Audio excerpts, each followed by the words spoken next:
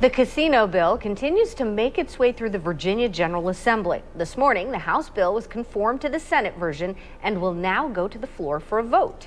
Next week, the bills will go to conference, and the big sticking point continues to be the tax rate that the casinos will have to pay.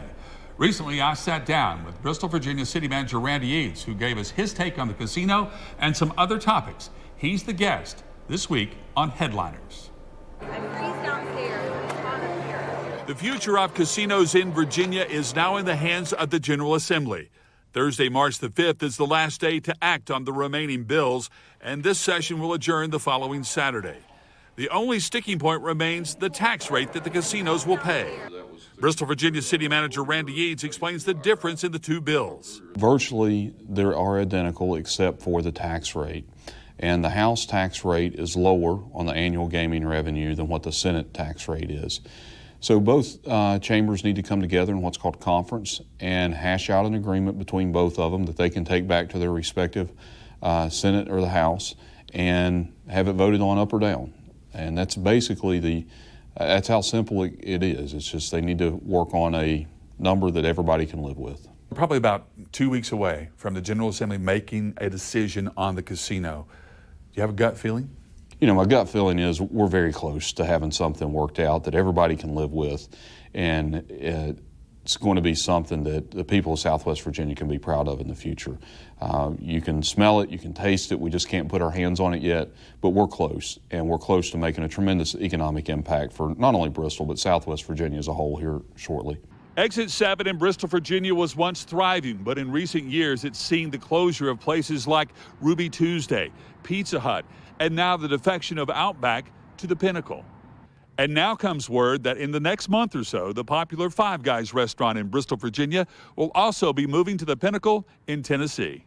You know, I understand that in the business world, businesses have to make the best decision for them in order to survive.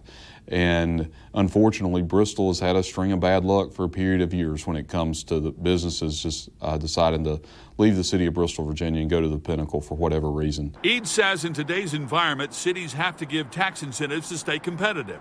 Bristol, Virginia currently has $243,000 in tax incentives on the books. But that gives companies the upper hand and the freedom to pick and choose the best deal. And I'm not sure how you can prevent that. You know, businesses, they have a structure just like localities do, and they're only willing to do so much.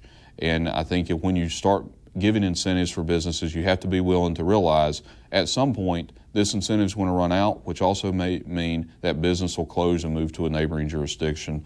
And are you willing to go back out on that limb again to keep them? In your opinion, are tax incentives being used the right way? First and foremost, I would say that localities should never be in the business of being a venture capitalist.